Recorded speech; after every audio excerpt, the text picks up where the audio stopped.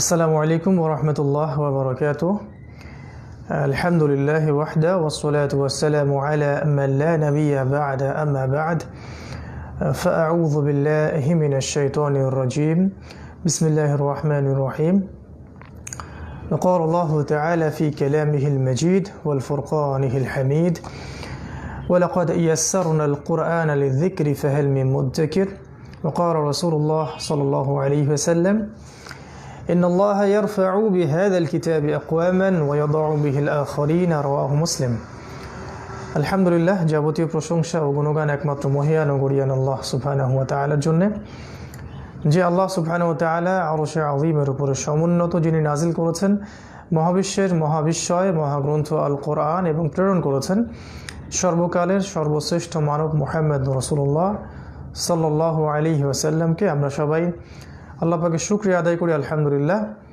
এবং রাসূলুল্লাহ সাল্লাল্লাহু আলাইহি ওয়াসাল্লামের প্রতি দরুদ এবং সালাত প্রেরণ করি আমরা সবাই সংক্ষিপ্ত আকারে দরুদ পাঠ করি আল্লাহুম্মা সাল্লি আলাইহি আল্লাহুম্মা বারিক আলাইহি understand Quran and Salah the easy way এই কোর্সটার মধ্য দিয়ে মূলত কোরআনকে সবচেয়ে সহজ সাধ্য পদ্ধতিতে অনুবাদ করার মেথডটা শিখব ইনশাআল্লাহ এবং এই কোর্সটার ফাউন্ডার হচ্ছেন ডক্টর আব্দুল আজিজ আব্দুর রহিম হাফিজাহুল্লাহ হায়দ্রাবাদ ইন্ডিয়ায় তার একটা একাডেমি আছে www.understandquranacademy.com কোরআন থেকেই মূলত আরবিটা শিখব এবং আমরা একটা আধুনিক মেথড অবলম্বন করে আরবি গ্রামারটা শিখব সেই গ্রামারটা হচ্ছে টিপিআই পদ্ধতিতে মানে টোটাল ফিজিক্যাল ইন্টারাকশন এই পদ্ধতিতে আমাদের যে ইন্দ্রিয়গুলো আছে যেমন আমরা দেখছি শুনছি বলছি চিন্তা করছি এই সবগুলো ইন্দ্রিয়কে আমাদেরকে একসাথে কাজে লাগাতে হবে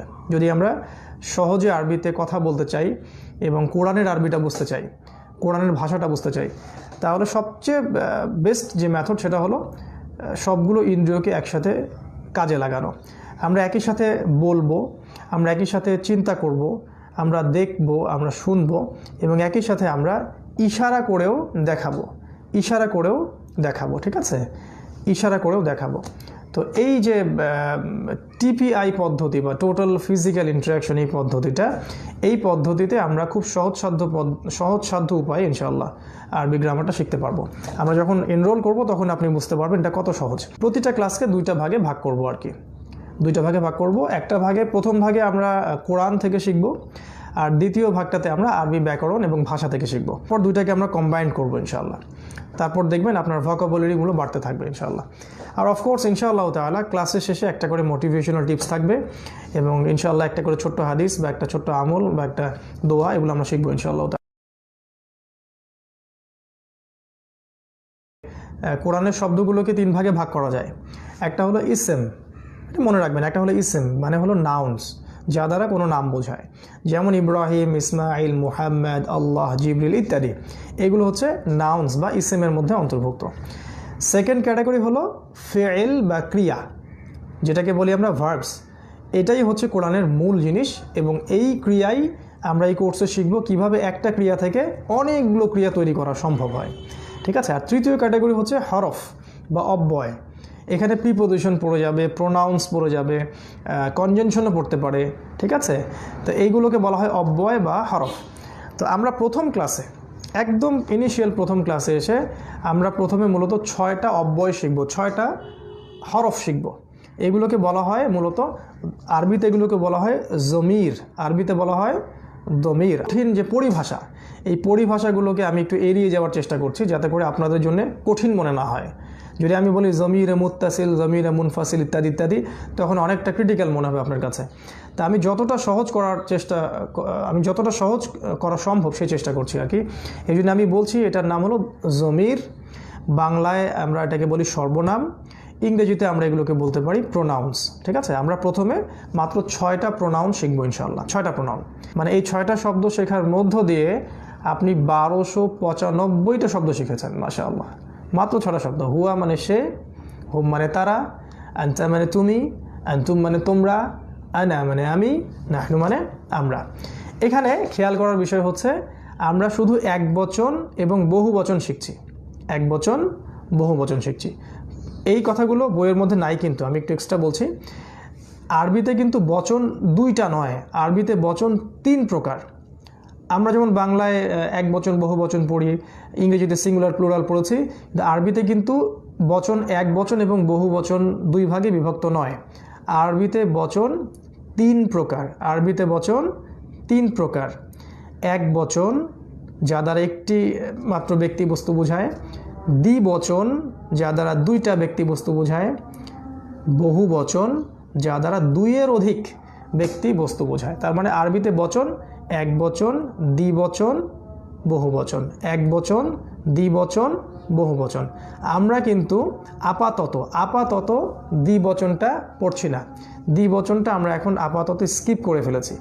এখন আমরা দ্বিবচনটা পড়ছি না, আমরা শুধু এক বচন এবং বহু বচন পড়ছি। আমরা এক বচন বহু বচন পড়ছি, কি পড়ছি না? দ্বিবচন পড়ছি না। কিন্তু মনে রাখতে হবে আরবিতে দ্বিবচন বলে একটা বচন আছে। যেমন সবচেয়ে বেস্ট এক্সাম্পল কি? ফাবিআইয়ি আলাই রাব্বিকুমা তুকাযযিবান। কতবার আসছে এটা সূরা আর-রহমানে? আমার তো মনে হয় প্রায় 31 বারের মতো। তো এই যে তোমরা দুইজন, তুকাযযিবান, তোমরা দুই শ্রেণী অর্থাৎ মানুষ এবং জিন আল্লাহ পাকের কোন কোন নিয়ামতকে অস্বীকার করবে। তাহলে এই সূরার মধ্যে দ্বিবচন প্রচুর আছে। তো এরকম অনেকগুলো জায়গায় কোরআনে দ্বিবচন আসবে, এটা মাথায় রাখবেন যে আরবিতে দ্বিবচন বলে একটা বচন আছে। কিন্তু আমরা এখন শিখছি শুধু এক বচন এবং বহু বচন, ঠিক আছে? আবার আরেকটা বিষয় হচ্ছে আরবিতে ওই যে ম্যাসকুলিন এবং ফ্যামিলিন যে ব্যাপারটা থাকে, এটা আরবিতেও আছে। পুরুষবাচক শব্দ এবং স্ত্রীবাচক শব্দ, যেটাকে আরবিতে বলা হয়, পুরুষবাচকগুলোকে বলা হয় মোজাক্কার, পুরুষবাচকগুলোকে বলা হয় মোজাক্কার, আর স্ত্রীবাচকগুলোকে বলা হয় মুআন্নাস, ঠিক আছে? মোজাক্কার মানে পুরুষবাচক, মুআন্নাস মানে স্ত্রীবাচক। আমরা আপাতত এই বইটার মধ্যে স্ত্রীবাচক শব্দগুলোকে পড়ছি না, স্ত্রীবাচক শব্দগুলো আপাতত আমরা পড়ছি না, আমরা স্ত্রীবাচকগুলোকে আপাতত স্কিপ করে রেখেছি, শুধু পুরুষবাচকগুলো নিয়ে আমরা কাজ করছি। তাহলে আমরা কাজ করছি মূলত পুরুষবাচকগুলো নিয়ে নাম্বার 1, এবং আমরা কাজ করছি এক বচন এবং বহু বচন নিয়ে, ঠিক আছে? দ্বিবচনটা স্কিপ করেছি এবং স্ত্রীবাচকটাকে স্কিপ করেছি। ওকে, এখন 6টা আমরা যে শিখলাম, হুয়া মানে সে, হুম মানে তারা, আনতা তুমি, আনতুম তোমরা, আনা আমি, নাহনু আমরা, এই 6টা আমরা শুধু মুখস্থ করব না, আমরা এই 6টাকে টিপিআই পদ্ধতিতে শিখব। টিপিআইটা কি? আমি বলেছিলাম টোটাল ফিজিক্যাল ইন্টারাকশন। আমরা শুধু বলবোই না, আমরা বলবো, আমরা একটু চিন্তা করব কি বলছি, আরবি দিয়ে চিন্তা করব কি বলছি, বাংলা দিয়ে না, আরবি দিয়ে চিন্তা করব আমরা কি বলছি। আমরা বলবো, চিন্তা করব, অবভিয়াসলি আমরা দেখছি এবং শুনছি, শুধু এর সাথে আমরা ইশারা করেও দেখাবো, ঠিক আছে? আমরা ইশারা করেও দেখাবো। এই ইশারার সাইনটাই সবচেয়ে ইম্পর্টেন্ট এই কোর্সের মধ্যে।